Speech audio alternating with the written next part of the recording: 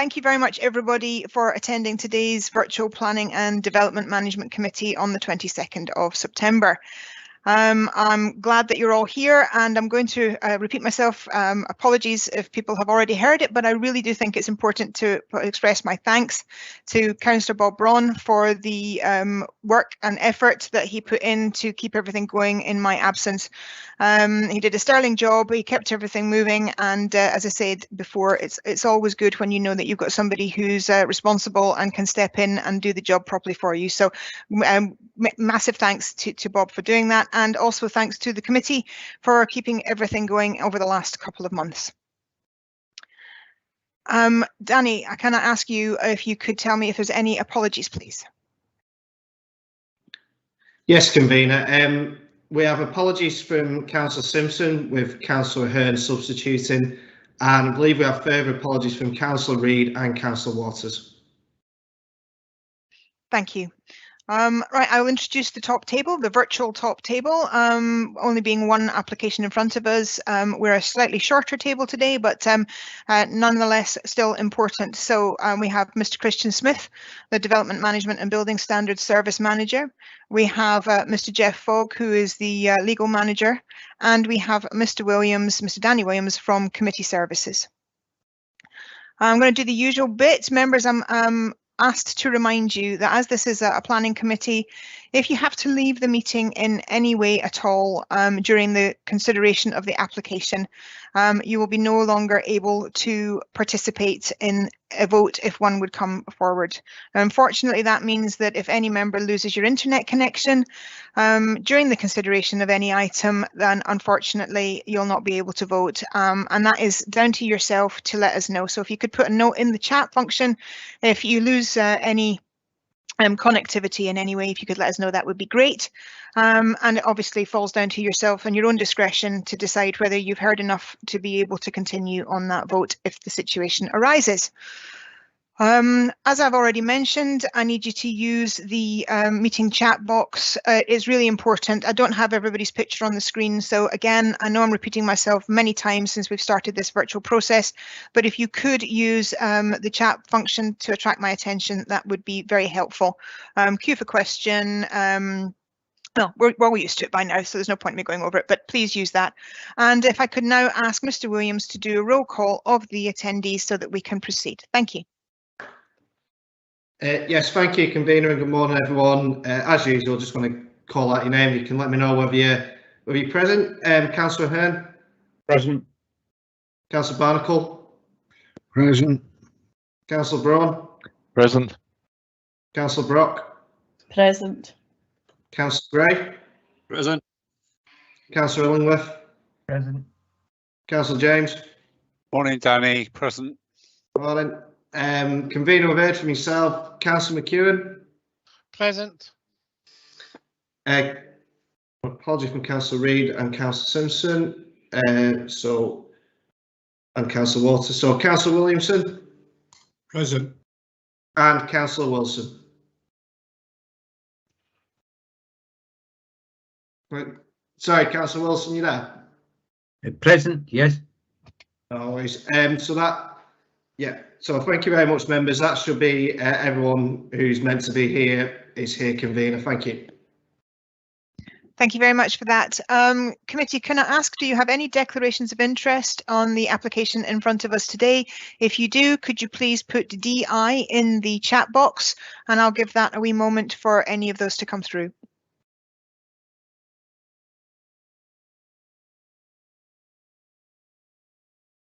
Okay, there's nothing coming forward, so we're all good to go. And can I ask if the committee is in agreement to hear deputations for item 511? Agreed. Agreed. Agreed. Okay, thank you very much indeed. Okay, that brings us on to item 4, which is the minutes of the previous meeting. Can I have agreement that the minutes are a true and accurate reflection of the Planning and Development Management Committee on the 24th of August? Agreed. Agreed. Agreed. Again, thank you, committee. That's lovely. And that swiftly brings us on to the application in front of us today. So this application is an erection of 58 dwelling houses and 3 detached garages, landscaping and associated works, approval of matters specified by conditions 16 to 127 of phase 1B of Scone North in Scone, and I would like to ask Mr. Smith to speak to the report. Thank you. Thank you, Convener, and welcome back. I'll shortly take committee through some stills which provide context for the application and an overview of the proposals. But first, as a brief introduction, the application itself relates to the details setting out the second phase of the wider Scone North development area. Combined with phase 1A, this will take the number of houses able to be developed to 100 as per restrictions prior to the CTLR being a committed project, as defined in the conditions associated to the planning permission in principle. As well as housing, it includes drainage infrastructure and areas of open space and for formal play. The layout is considered to meet the relevant planning considerations with appropriate levels of amenity.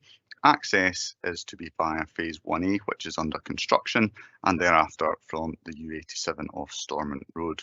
The Roads Authority have been consulted and do not object. Drainage and flood related considerations have been assessed and the arrangements accepted by the relevant consultees. Now, moving to the presentation. Firstly, we have a satellite image with the proposed phase 1B site identified in red and Scone to the south. Phase 1A is immediately to the west or left, where indications of work can be seen. Next,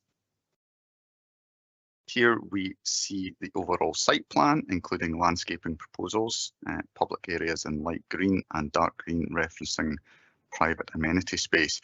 The Suds and neighbourhood area for play in the northwestern play area can also be seen. The third slide, this shows the 58 units with directional arrows identifying illustrative streetscapes at the top. The following slides will show these in a larger format. So Street View 1.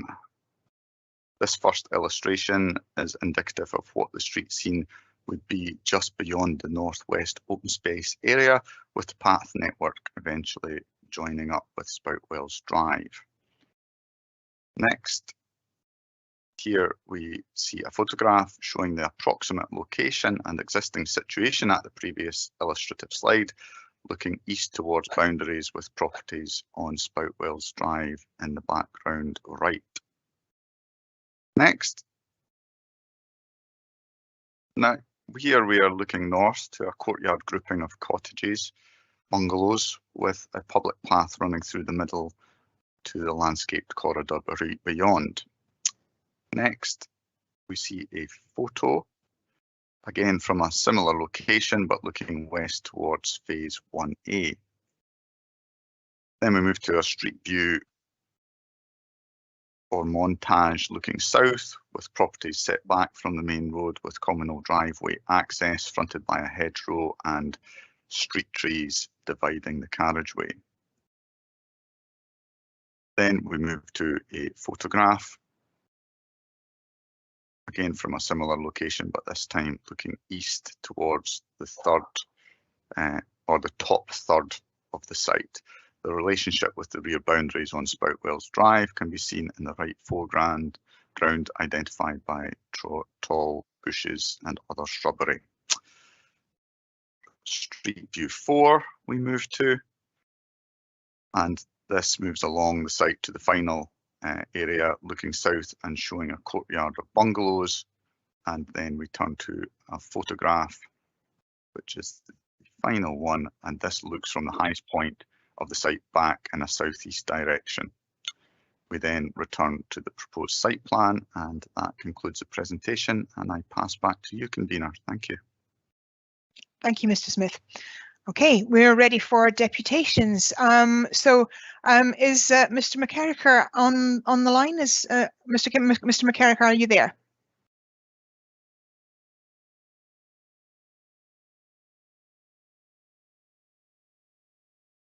Sorry to ask, but are we aware if Mr. McCarricker has joined the meeting?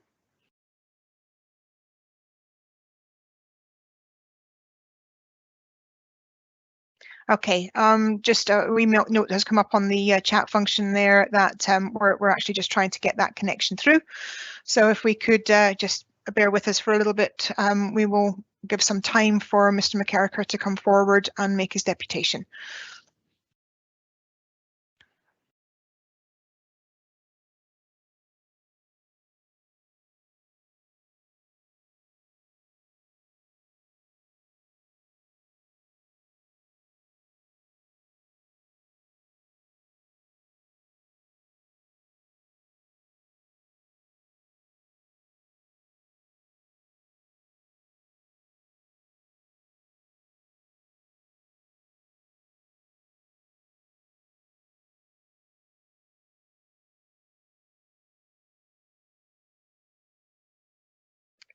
Apologies, committee. There's nothing worse than complete radio silence, but I do think it is important for the deputation to be heard. So I would like to give a little bit of time to do everything we can to get Mr. McCarricker onto the call.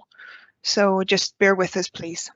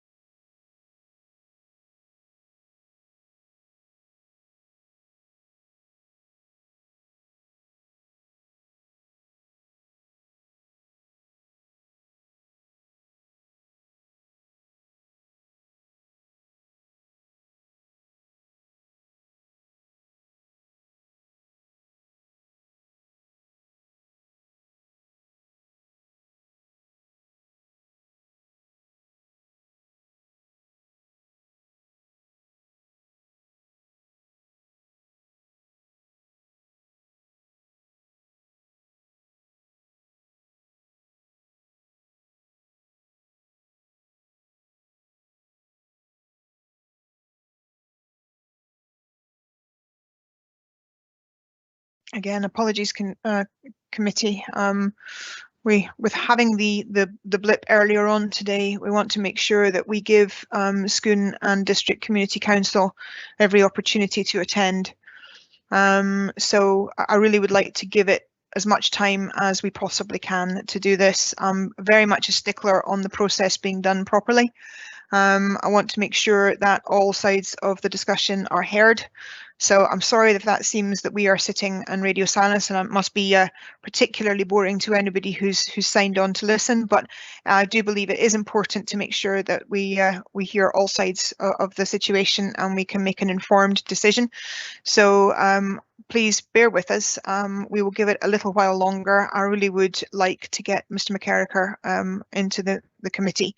So thank you very much for your patience.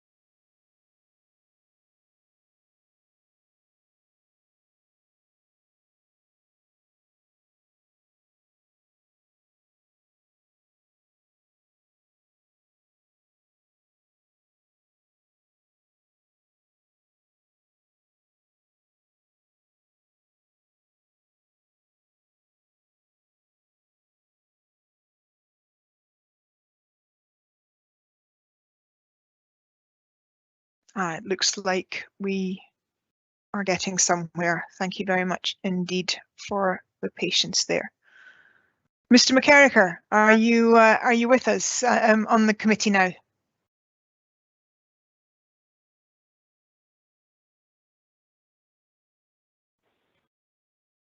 I'm not hearing you, Mr. McCarricker. I'm just wondering if you are on the call. It looks like you have been admitted, but I'm having difficulty hearing you.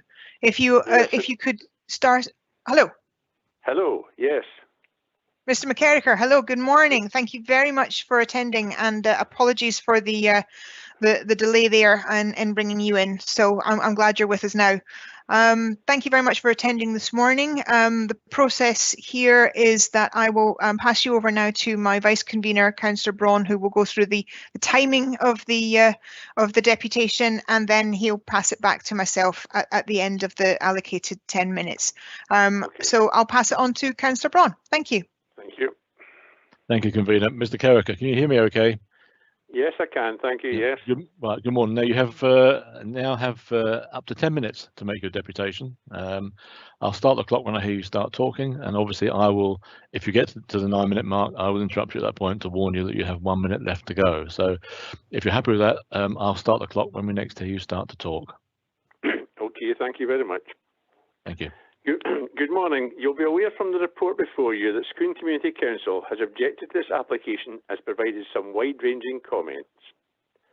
Unfortunately, also from the report, it appears that these matters have largely been given little consideration, and in particular, our ongoing concerns regarding drainage and flooding appear to have been ignored once more. In response to our concerns relating to flood risk and drainage, including impact on natural springs, the comment from PKC Structures and Flooding is no objection and no conditional requirements. I would remind you of the statement, page 306 of the LDP2 in respect of H29 development, which clearly states that a flood risk assessment is required and the results may reduce the amount of land available for development. Groundwater flooding will need to be considered as spring and dry valleys are within the site boundary.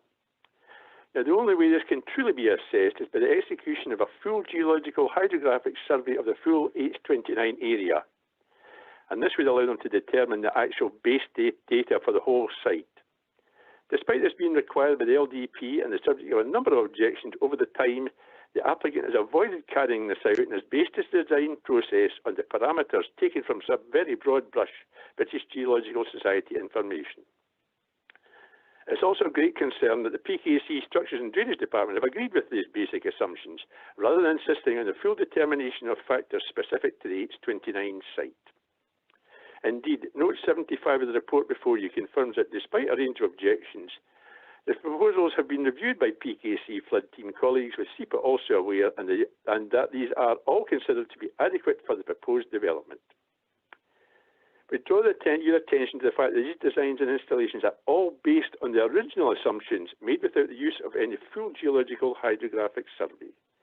And based on these original assumptions, we draw your attention to points. Firstly, the Suds pond in Phase 1A was designed as made by the applicant, despite there being no extreme weather events in the period. Hello? Hello? Yes, we can still hear you. We can hear you. Oh, sorry, it went very quiet. It has arisen a requirement to use the pumps on occasions to prevent it overflowing. Indeed, it was very fortunate the potential overflow occurred while the developer was still on site, as this allowed a very quick response. Otherwise, it's possible the Sud Pond's overflow could have affected the adjacent foul sewer pumping station and caused a major foul sewage flooding incident. Such occurrences of extreme concern and requires to be urgently resolved by the Structures and Drainage Department to avoid any repetition. Secondly, the Suds Pond initially submitted with this application, again designed using the assumptions made by the applicant, has been revised during the current of this application, but only following discussions with council officers. The revised proposal now incorporates an emergency overflow to the Suds Pond. If the original assumptions had been accurate and correct, there would have been no overflow of Phase 1 Suds Pond, and there would be no need to incorporate an emergency overflow in the Phase 1B Suds Pond. Indeed, there's still no definitive basis for the size now provided by this Phase 1 Suds Pond emergency overflow, since the design criteria that have been used have been proven to be inaccurate. The LDP emphasised the concern regarding springs within the site boundary, and there are a number of springs which have been indicated in the OS map for some considerable time. Despite this, it is perhaps indicative of the applicant's attitude towards groundwater that a spring shown in the OS maps was disposed during soil stripping operations and was promptly buried with a layer of quarried stone. The flow from this exposed spring was videoed by a local resident and sent to both SEPA and Structures and Flooding Department. Unfortunately, this has resulted in no positive action by either authority. To conclude, the application must be determined in accordance with the adopted development plan unless material conditions indicate otherwise. The only way in which this drainage can be correctly designed and the LDP requirements complied with is to carry out a full geological hydrographic survey of the full H29 site area, so the correct groundwater parameters can be decided, confirmed and used thereafter for design. Since the incorrect parameters have been facts are now known, liability for any future flood events would likely be attributed to the applicant's designer and also to the Structures and Flooding Department, who checked and approved the design. As such, it would be incorrect, if not foolhardy, to allow this situation to continue. I ask that the application and any further applications are refused until such time as the LDP requirements for a full flood risk assessment are fully complied with. Thank you. Thank you, Mr. Carricker. Mr. Carricker, I'll pass you back now to the convener. Thank you, convener. Okay, thank you. Thank you very much, and thank you for your deputation, Mr. McCarricker. Are you happy for the committee to ask you questions? Yes. Thank you. I have one question that has come through on the chat, and I will ask the rest of the committee if they have any questions for Mr. McCarricker. Could they please notify me in the chat function? And we'll go over to Councillor Wilson, who is first for the question. Councillor Wilson. Thanks, convener. Thanks, Mr. McCarricker, for your submission. I asked this question, convener, to remind the committee that the area is called Spout Wells, and the emphasis on the second part of that word, and the wells are not there for nothing. Mr. McCarricker, you made the point about the springs. Is it the case that the site compound for phases 1 and 2 already are built on top of a couple of springs?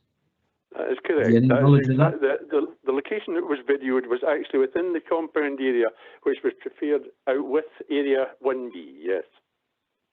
And will that compound be used again? I think my understanding is to be used for phase 2. Is my understanding correct in your view? I have no idea. That's up to the developer to specify that. It could well be. It's in an area which is potentially open ground, I think, between phases 1B and phase 2, but I'm not certain.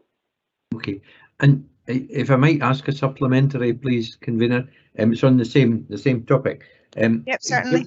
Given that there are a number of springs immediately in the area, and you've already said that one appears to have been covered up, for want of a better expression, there is a water course immediately to the north of the site, phase 2. Am I correct in that? No, to the north of phase 1B, there's a water course which is required. It's, obviously, it's 1B. I beg your pardon. Yeah. And what are your view on the risks with regard to that water course relevant to the plan that's before us today? Well, until such time as a detailed, don't forget the planning. Our concern is the fact that the flooding that occurred in phase 1A was in a period where there's no extenuating weather circumstances. So, fact, it should have occurred at all. And you see, there's a dual concern there in the fact that this overflowing, if they hadn't been on the site, could have caused surface water flooding, but also it could have overflowed towards the main sewer pumping station for the entire development. Now, had that arrived there and nullified or knocked the pumps out of action, the electric pumps, goodness knows what would have happened to the sewage that was accumulated already. So it's I understand there's somewhere in the back of my mind is a statement early on that as an emergency overflow for the full sewage, it could be discharged into that burn. I might be wrong in that, but that rings a bell with me from some time in the past. Okay, we can maybe clarify that later on. Mr. McCarricker, thank you very much indeed. Okay, thank you. Thank you. Committee, do we have any further questions for Mr. McCarricker? No, Mr. McCarricker, you seem to have got off quite lightly today. There are no more questions coming forward from the committee, so thank you very much indeed for your time this morning, and thank you for your deputation, and we'll move on with the application. Thank you. Can I just ask a question, Ms. Convener, please? You're here to make a deputation. You can ask a question, but there may not be an answer. The question is, can I continue to participate? Because after 1 minute of your start of your meeting, I've been out of the online and all I'm doing at the present moment is hearing you on the phone. Is Well, it Mr. possible to even McCarrick, continue on the phone to hear the outcome of the meeting? I'm not taking part in it, just to hear the outcome. Is that well, possible? The situation is I'm a bit of a stickler for the rules. The reason I do that is I don't want to make any application, this one versus another one, in any way different. So if I open up the ability for you to stay connected in this way, then I would have to open it up for everybody else, and that's not something I'm happy to do. But what we will be able to do is send you the link for you to be able to watch this as it is going live, and that will allow you to be able to watch the meeting as it proceeds. That would be fine, yes. If you can send a revised link so I can watch it live, that would be fine, yes. That's okay, fine. Can I ask that to be done, please, as a matter of urgency, if that's okay to the IT, so that Mr. McCarrick doesn't lose anything of the committee as it proceeds. Okay. Thank you very much indeed for your you, attendance this morning. Thank you. Thank you. Bye-bye. Bye. Okay, thank you. Hopefully that will be done quite smoothly and quickly, and Mr. McCarrick will be able to watch the continue proceedings.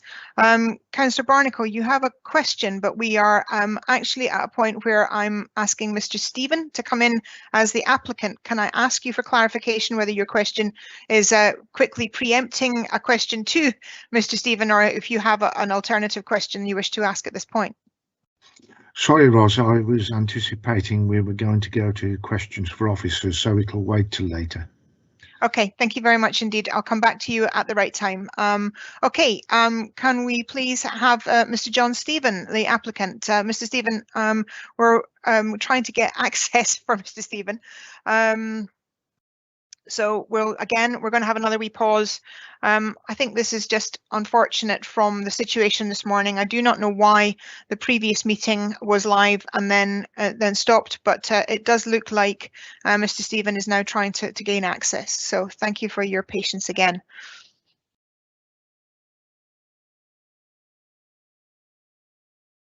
Okay, Audrey, if you could let me know if Mr. Stevens is in the meeting, that would be fantastic.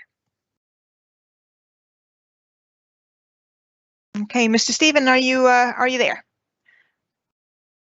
Thank you very much indeed, Audrey. And Mr. Stephen, if you could *6, that will allow us to hear you. Hello. Hello, Mr. Stephen. Good morning. Good morning, Mr. Stephen. Thank you very much indeed for attending this morning, and thank you for coming forward to make your deputation. I'm going to pass you on to the Vice Convener, Councillor Bob Braun, who will go through the timing process, and then you'll come back to me for any questions. Thank you for your time, and I'll pass you over to Councillor Braun. Thank you, Convener. Good morning, Mr. Stephen. I hope you can hear me. I can, thank you. Yes, good morning to you. You have, as usual, you'll have up to 10 minutes to make your deputation.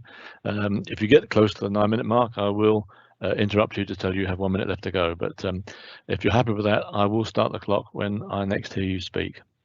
That's fine, thank you. Thank you. Good morning, committee, and thank you for giving me the opportunity to speak this morning. I've only a few points to make, and I don't intend to take up the full 10 minutes, although I would like to pick up on some of the points made by Screening District Community Council.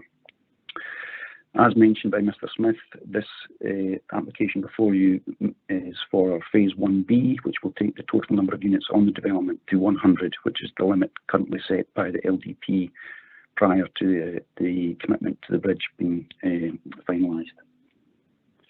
I just thought it would be important to mention how we've been progressing on Phase 1A, where 75% of the buyers have actually come from within Perdick and Ross. I think part of the reason for that high proportion is the number of bungalows that we're building on site, which is over 60% are bungalows. Now, from my research on the local market, that is a sector of the market that's not been met by the PLC house builders that are currently building in Perth. Benway, the two developers at Bertha Park, none of these developers are doing bungalows. And as I say, 75% of the buyers are coming from Perth and Ross. And there's no requirement for bungalows on this development. It's something that we are choosing to do. And we're putting the majority of these bungalows currently on the southern boundary adjacent to the existing houses to try and lessen the impact on the existing residents. The site has so far been very successful. There's, of the 42 units we've in Phase 1A, 40 are now sold or reserved. The one is a show house and one is still to be reserved. Phase 1B is a very low density development, despite the comments in the Community Council's objection letter. It is a low density development. 60% of this phase is bungalows. And one final point I'd like to make is that the paragraphs 26 to 33 of the report, I think, are particularly important, because that sets out the professional expert consultees of whose opinion was sought on this application, and none of those professional consultees objected. The only statutory consultee that objected was Scone District Community Council. Now, just turning to some of the points made by Donald McKellicher, it seems that the majority of his concerns relating to the Suds, functioning of the Suds pond and the alleged flooding incident that took place are predicated on a complete misunderstanding of what was happening there. We have a requirement as a developer to minimise runoff during the construction stage into the adjoining watercourses, and in order to achieve that, we adopted a system that's used elsewhere, where we placed hay bales within the Suds pond to catch the water within the Suds pond that was running off the site, the silty water. So we in effect bunged up the outfall from the Suds pond. This understandably affected its performance, but it did serve the function. The silt within the water settled out into the Suds pond, so it performed its function. But the downside of doing that is that we've got to put a pump in place to dispose of the water. So what Mr. Kerricker is referring to and is basing his assumptions on are a complete misunderstanding of what actually he was witnessing. With regard to the assertion that there's no flood risk assessment taking place, again, that's incorrect. There was a flood risk assessment taking place. Both SEPA and Perth North Council's own flooding team are entirely satisfied with that. Indeed, we are carrying out more investigations on this site than we have on any other site in our history. We've been monitoring the groundwater on the site for the last 5 years with boreholes, and that data is being used by both SEPA and Perth North Council's flood team to confirm that what is being proposed is both appropriate and safe. So for Mr. McKellicher to suggest or make the allegations that he has, they're entirely false allegations. I don't think I've got anything further to say, but obviously I'm happy to take questions. Thank you, Mr. Stephen, and I'll pass you back to the convener. Thank you, convener. Thank you, Councillor Braun, and thank you for your deputation, Mr. Stephen, and thank you for answering a couple of the points already. Are you happy to take some questions? Yes.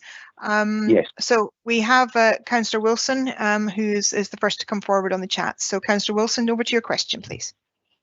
Thanks, convener, and there'll be no surprise that I'm going to ask questions about flooding, although I did think the first part of Mr. Stephen's presentation, which I thank you for, was really telling us how well the sales had gone on 1A. However, passing on, there is an issue, Mr. Stephen, that there are a number of springs in the area, a number of water courses in the area, and I think there's genuine local concern about that. There has been made in the previous presentation by Mr. McKellicher an assertion, if not an allegation, that a spring or water course was covered up with hard rock material. Would you like to comment on that, please? Yes, Mr. McKellicher suggested that there was no action taken by SEPA or Perth North Council following that allegation or assertion. That's not actually the case. SEPA visited the site and the alleged spring in question and left quite content that there was no issue. Okay, I'm just going back to 1A and the flood, and there was flooding. There were ducks almost nesting in the pond that existed for several weeks on the site, Mr. Stephen, as we all know. But and you've explained that this was because there were hay bales which were constraining the normal flow. Is that your assertion? It's not an assertion, it's a point of fact. Okay. And just before I answer that question, I'd like to just mention the reason for me mentioning the sales at the beginning of my presentation was to point out that this development is meeting a sector of the market that is not being met elsewhere. Perth North Council has an ageing population.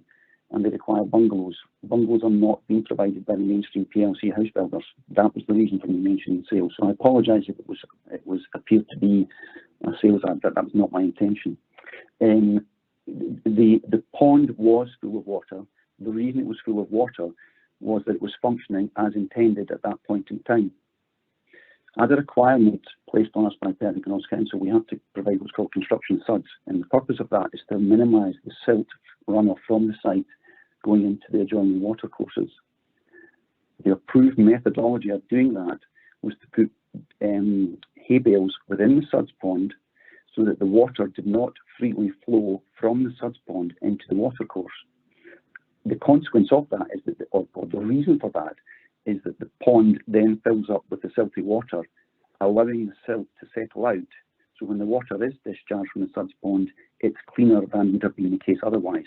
So the incident being described by Mr. McKerricker was actually an incident that was a demonstration of the pond functioning as intended at that point in time.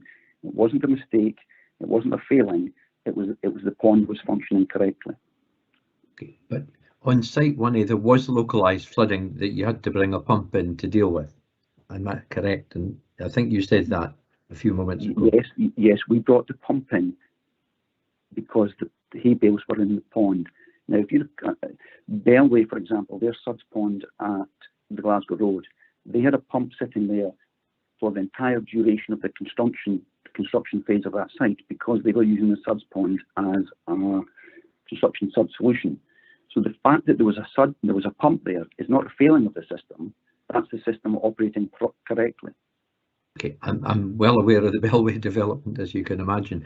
Convener, if I might ask one more supplementary, and we'll defer to Councillor Gray then. Certainly. Given there are concerns, and I think the concerns are genuine, whether you agree with them or not, Mr. Stevens, another matter, but on the site that you're currently applying for, there are a number of water courses and a number of springs. What assurance can you give the committee that all measures will be taken to ensure that these are protected during the construction phase and thereafter, and that they will not cause localised or any other flooding? Yes, absolutely. But just on a point of detail, there are no water courses within the current application. No, but they're immediately adjacent. Yes, they are. Yes. Okay, and therefore they will be affected by the amount of the amount of material moving, etc. will be significant in the site. I think we all know that if it's a new site, and they're long established water courses that have been there. They're pretty obvious, and I just want you to give the committee whatever assurance you can that they will be protected and maintained during the construction phase and thereafter. Yes, I can give you that assurance without any difficulty. And also, I'd just like to make a correction. It's just occurred to me that the water course does pass through the western end of the application site, so I'm correcting my previous statement. Apologies for misleading you. The water course does pass through a portion of the site. But yes, the water course would be protected as we would on any site. Thank you, Kevin. In terms of protection, the point about the boreholes, I think, is an important one in the groundwater. You're correct. The name of the farm is informative, and it's called Spout Wells, and that is why both Perth and Ross Council and SEPA have requested that we undertake groundwater monitoring, and we have boreholes across the entire western portion of the site, which includes all of Phase 1A and all of Phase 2. Everything west of the Highfield track currently has boreholes in it, and we commenced that operation 5 years ago, and the results are being monitored. So both SEPA and Perth and Ross Council Flood Team are well aware of the connotations of the name Spout Wells and have reacted accordingly and made us undertake far more investigation than would normally be the case. Okay, thank you. Thank you, Mr. Stevens. Thank you, Kevin. Thank you. Councillor Gray, and then on to Councillor McEwen. Thank you, Convener. Mr. Stevens, thank you for your presentation. I was intrigued by your first comments regarding the bungalows on your site and not on other sites. Tell me, what is the current use of the land which is being developed for this 1B site? It was originally farmland, but the landowner has left it fallow for the last few years, so it's grassland at the moment. And was it considered as prime agricultural land? It was agricultural land. As to its formal classification, I couldn't confirm. I wouldn't like to guess, but that issue was addressed at the PPI stage in the environmental impact assessment that was carried out. Well, it is regarded as a site which has springs coming up in it. I would be surprised if it was in fact prime agricultural land, and that being the difference between this site and other sites where using large areas of prime agricultural land for less than dense housing would not be advisable. That's the reasons. Thank you. Thank you, Councillor Gray. Councillor McEwen. Thank you. I've got a question following up from what Councillor Wilson was saying. Councillor Wilson phrased one of his questions as further flooding in the area. And from the discussions that we've had, I'm not sure now whether there has been any flooding in the area at all. Could you clarify to your knowledge whether this site has suffered any flooding issues in the past? No, not that I'm aware of. I can only assume that the Councillor Wilson's reference to flooding was the flooding event. I'll use the word flooding event cautiously here, that Mr. McKerricker was referring to. That flooding event, if you like, was the Suds pond performing as intended at that point in time, which is a temporary construction Suds. But that's an assumption on my part. I don't know what Councillor Wilson was referring to, but I assume that was the case. But to your knowledge, it was only the Suds pond functioning that required any intervention? Yes, I mean there has been in rainfall events we've had to put on that site, as we would on any site. If you've got an open drainage track or something, there are occasions where you have to put pumps on, but it's no worse than on the other sites on a wet day. Right, thank you very much. Thank you. Thank you. We have no further questions coming forward from the committee. So, Mr. Stephen, thank you very much indeed for your attendance and for your deputation this morning, and I appreciate that very much. And we will now move on to the next part of the application and asking questions of officers. Thank you, Mr. Stephen. Thank you.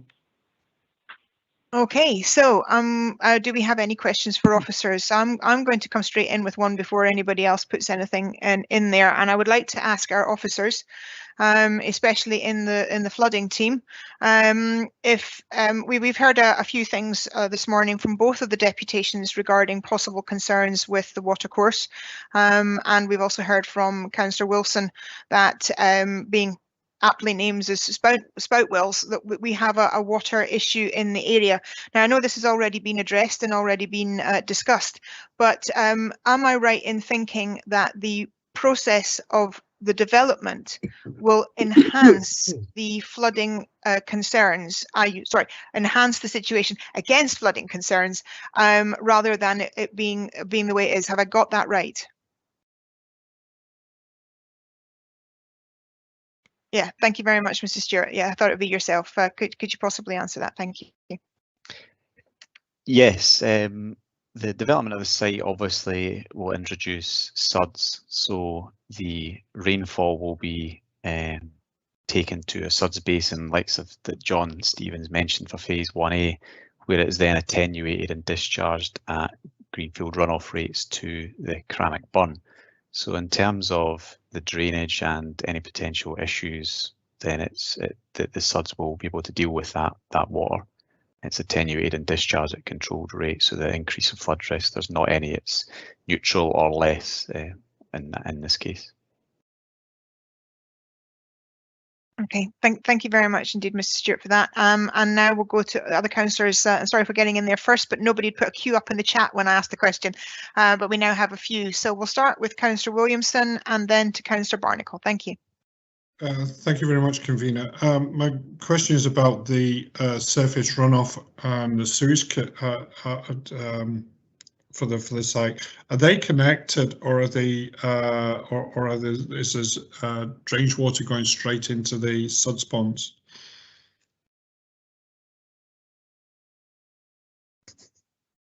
Again, I would imagine, yes, thank you very much. The timing's a little bit of a delay here, but again, that would be back to Mr. Stewart to answer that question. Thank you.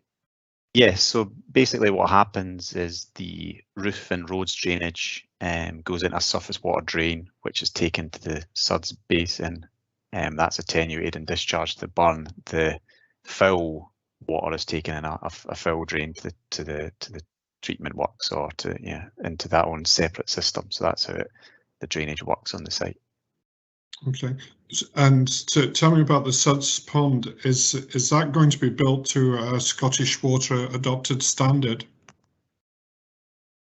Yes, so the Suds is built to not only Scottish Water standards, but also to our own standards. So that's 200-year return period plus climate change, which is 30% in this case, and an additional percentage of 10% for urban creep. So if people develop their driveways and make them, hard wearing surfaces rather than permeable surfaces, then it accounts for any kind of additional water that might come from that as well. So it's built to the current standards. Okay, thank you. Thank you, Councillor Williamson. Councillor Barnacle, your question, please. Yes, thanks, convener. I've actually got two questions, if I may. One, just continuing on the issue of drainage and flooding. Mr. Stephen mentioned an assurance regarding the protection of watercourses in response to Councillor Wilson's questioning, and I just wondered if planning could confirm that there are conditions relating to that in the PPP that's already been approved. That's the first question. Do you want me to continue with the second or wait for that? No, that'll be fine. If you could we'll just do one at a time, if that's okay with yourself, Councillor Barnacle. And Mr. Smith, I think you could possibly come back on that. Thank you.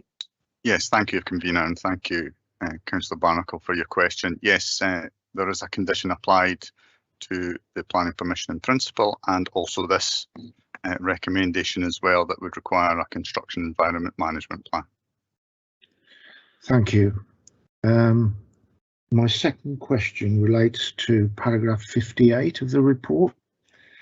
I've had representation from Scone suggesting that there is a lack of affordable housing, and that the only affordable housing that has been built in recent times is at the Balgavi development. Now, paragraph 58 points out there's no affordable housing including within this phase, although Mr. Stephen mentioned bungalows, and that this had been agreed with the council's affording housing provider. Who is that, and can we be content that appropriate affordable housing will be secured in future phases? I personally like a mix of affordable housing within the overall site rather than perhaps being locked together in a future phase. So that's my question. Thank you. Again, would that go to yourself, Mr. Smith? Yeah, thanks. Yes, thank you, convener, and thank you, Councillor Barnacle. I think maybe the answer to that question would be this is a small part of a much larger site, and there is a requirement to provide affordable housing in line with the council's requirements. However, at this stage, it's felt better to defer that to later phases, and that is the advice that we have received from the council's housing team.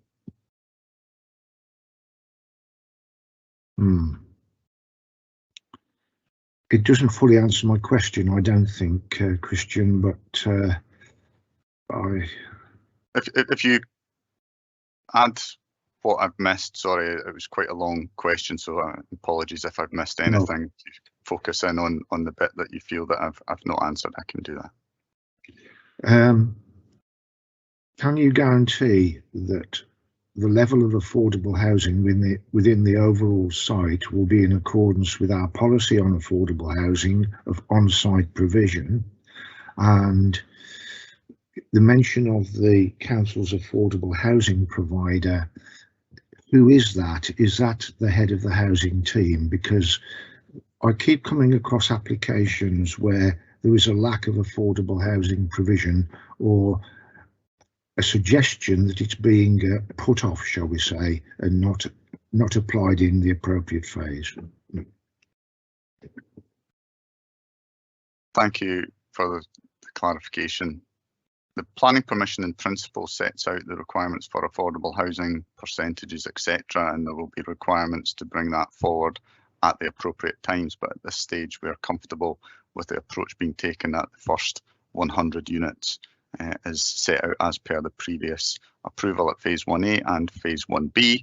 In terms of the advice that we received, that is from the council's housing team, who contain liaison with affordable housing providers and also manage the situation for us. As you'll be aware, there was a workshop held fairly recently within the last few months that talked through the approach taken. I'm not sure if you attended that, but there was quite a lot of detail discussed on the approach there to perhaps clarify that for members, particularly of this committee. Yes, I do recall that, and unfortunately I missed it, Christian, but thanks for that answer. I understand. Thank you very much. Thank you. Yes, sorry, Councillor Wilson, you're next, sir, if you'd like to ask your questions, please. Thank you. I've 3 questions, but I'm deferred to others who are waiting in the queue, convener. They're all, well, one of them's a completely new subject, so I'll ask it first. And I'm on page 48 of the report, paragraph 69, about the concerns of the standard of temporary paths provided on the site, and also the temporary surface. There's a core path on this, virtually on this location, a long established core path. What assurance can the officers give us that there will be sufficient monitoring of the path system and the temporary or permanent surfaces to ensure that the problems that have occurred in phase 1A will not recur in 1B, and there have been problems? Again, over to Mr. Smith, I believe. Thank you, convener, and thank you, Councillor Wilson.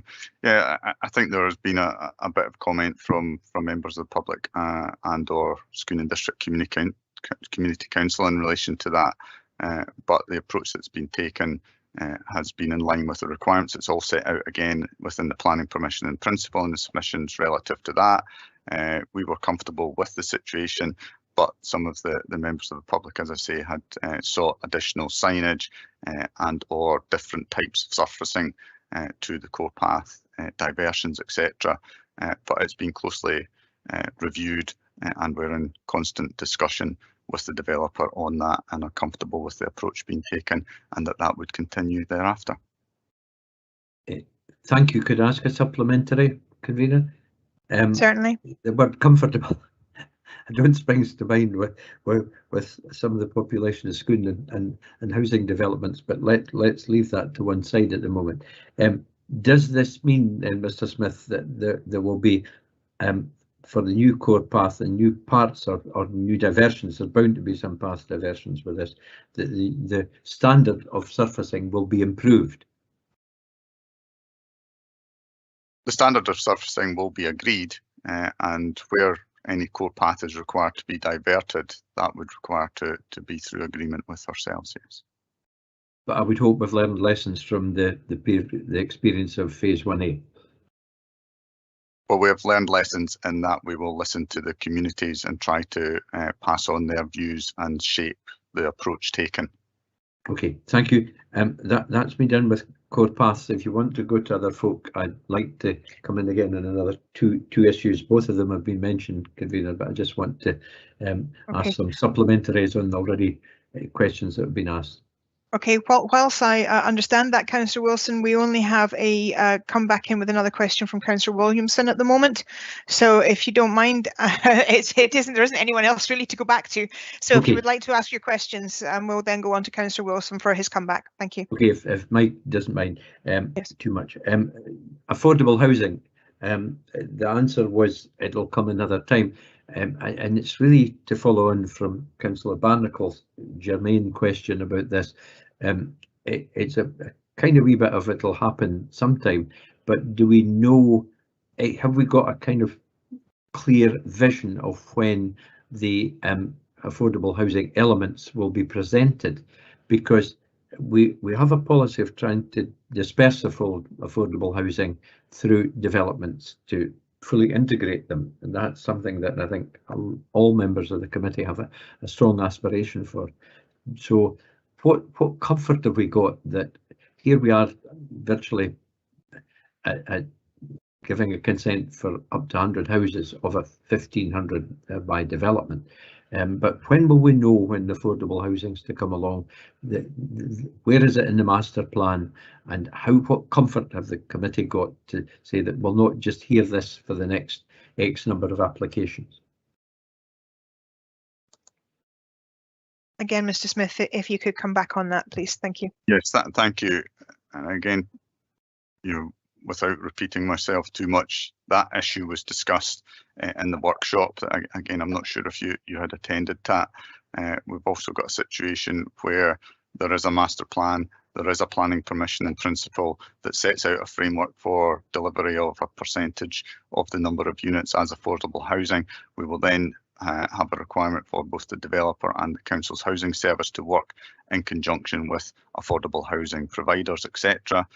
And in terms of that, we will be assessing it in terms of the supplementary guidance and other council policies and ensure that that meets with the terms of those policies. But we've no indication of what that is at the moment, Mr. Smith. Well, we don't have an application before us for affordable housing, no. No, but it might have been helpful, convener, if we'd had within the report to say that it's anticipated that future phases will include affordable housing. Even that would be an indication of where we are. But I'll leave that because I suspect maybe Councillor Williamson wants to come back on that one. Just on the flooding, convener, to make sure that I've got my clear understanding of what Mr. Smith has said, so he doesn't have to repeat himself too much. But that we're relying entirely on the conditions in principle application, the overall conditions, and that there are no additional planning conditions relating to this consent regarding flooding and water courses. Is my understanding correct in that? Yeah, Mr. Smith, can you come back on that, please? Thank you. Thank you, convener, and thank you for your question, Councillor Wilson. But as I maybe said earlier, there is a construction environment management plan that will look at how drainage is dealt with through the construction phases and to ensure that there are adequate protections, etc., in place. And there has been some discussion on that very issue and some of the other questioning today. But yes, there are conditions contained within the planning permission in principle that frames how flood issues should be dealt with and details to be submitted at various phases. And then in relation to this application in itself, there is to be a construction environment management plan that will deal with surface water, runoff, silting, etc. During the construction phase. So yes, there are a number of controls on that. Okay, and my final point on this, convener, is have you within your service, do you feel you've got sufficient skills and resources to allow regular monitoring of that SEMP process? Well, yes, we have been monitoring that quite regularly, and as you will know yourself, there is a very active community for which we are thankful, and they are able to raise things with us which we have checked, reviewed and dealt with over the past time. But I'd maybe defer to my colleague in Structures and Flooding, Russell Stewart, maybe for a bit more detail. Yes, thank you, and we will go over to Mr. Stewart in a second. Councillor Wilson, I'm just I do believe that our services do have the required skill set to be able to do this. I just was wanting to make sure that was certainly highlighted. Mr. Stewart, could you answer the question, please? Yes, in terms of the drainage element, so the Suds design and calculations are sent to the flooding team from the developer / their consultant for us to review, and we go through that in detail to make sure that we're happy and that it meets all the requirements within our own guidance and that, of course, of Scottish Waters as well. So yeah, in terms of that, it's all fully reviewed thoroughly for this development and all developments. Okay, Convener, thank you for the responses and thank you for your response. I was simply wanting to ensure that we had within our resources and planning and associate services sufficient skill set and numbers resources to tackle the very big challenges we've got in the major housing developments that we've got before us. And I won't recite them all, but Bertha Park, Almond Valley and Scoonter and Achterarder are probably four of the bigger ones that you're as well aware of it as I am. And I'm reassured that we have that. My question was in relation to supporting the staff in the process of dealing with all of these developments. Thank you. Thank you, Councillor Wilson, and apologies if I picked you up wrongly. I just wanted to reiterate that I am very confident as convener that the staff that we have within the council are well up to speed and have the relevant skill set to be able to do the jobs requested. But I do understand your point regarding resources, and thank you very much indeed for that. We have Councillor Williamson, but also Councillor McEwen is putting up a point of order. Councillor McEwen, can you come in with your point of order first, please, and then we'll go to Councillor Williamson. Thank you, Vina. I'll be very short. I'm very reasonably new to this committee, especially compared to some members who have been here a long time. But during the questioning and discussions here, I'm hearing a lot about other applications in the future and applications of the past and information from residents of the area that we're not all party to. Is this normal? Because my understanding was that we make decisions on applications based on the application solely itself. Absolutely. I'd like to come back on that, Councillor McEwen, and thank you very much for raising that point. The situation that I have and how I have run the committee for the past couple of years is that, yes, the very basic rules that we are working by is that we are dealing with an application in front of us, and that is what we are assessing today. But I do believe that it is right and frank for councillors to ask questions of officers and anybody coming forward to make the deputation to inform their decision. That could mean asking about things that will be happening in the future that may not bear relevance on the application in front of us.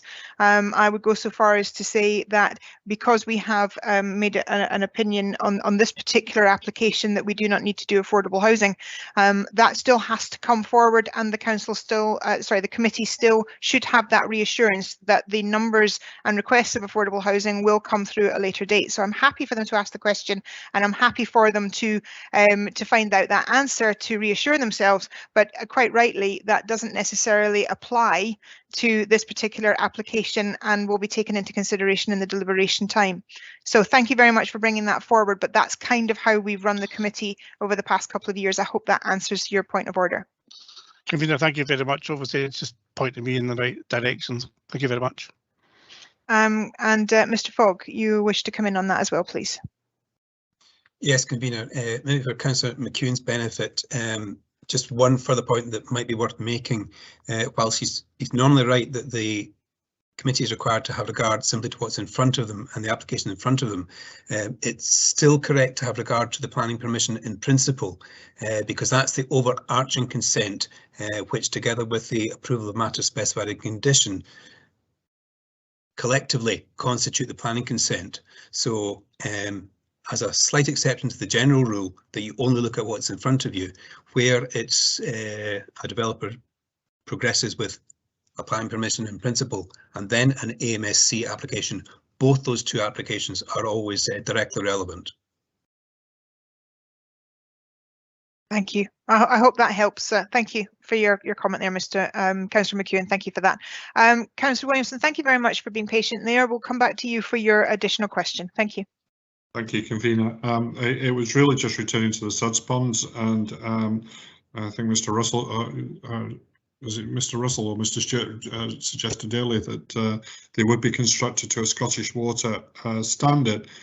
I was just wondering further to that, are Scottish Water intending to adopt these Suds, and are they going to take over the maintenance of the Suds in the long term? Okay, it is Mr. Stewart, but yes, it's Russell Stewart.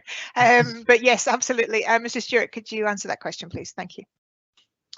Yeah, and it's my understanding, yeah, the Suds would, well, obviously the sewage would be adopted by Scottish Water, and Suds would be split between ourselves and Scottish Water on adoption. Okay, thank you. Thank you very much. Councillors, do we have any further questions for officers? There is nothing more coming forward on the chat, so I'm going to ask for a motion, which because I'm here and I'm back, I'm going to make the motion myself. I would like to move the application as agreed and as stands. We have had a full and robust discussion today, and yes, there are concerns of the local community and there are concerns regarding the possible issues of flooding. Flooding is a serious issue. It's something that we are all having to deal with in all areas of Perth and Kinross. There has been a massive increase over the past few years in surface water. Our climate change has made a massive difference, and we do find that we are not only dealing with existing water courses and existing issues, but we have a lot of water falling from the sky, and this is something that we cannot predict, but we have to deal with. We have spoken to not only Mr. Stephen, but also to officers, and we have assurances that the moving forward of the development will actually help and assist in some cases of the water courses and of the water issues. So I believe that has been well and truly answered, and I think we should go ahead and have more bungalows provided in Perth and Kinross. So I'm happy to move the paper, and I can see that Councillor James is happy to second. So over to you, Councillor James. Thanks, Convener. There's not a lot more I can say to what you've already said yourself. Yes, we're aware that we need more housing. Bungalows, I love the idea of the bungalows. And we have to give our officers and the professionals credit that investigation work would have been carried out for flooding and everything. So I'm satisfied that everything's taken care of. So I'm quite happy to second your motion, Convener. Thank you, Councillor James. Do we have any amendments? We have no amendments, so in that case the application is approved. Committee, that's the only application in front of us today, and I'm not going to take up any more of your time. Thank you very much indeed. Apologies for the blip at the beginning, and thank you for everybody for coming on and managing to do that, and it's good to be back. Thank you.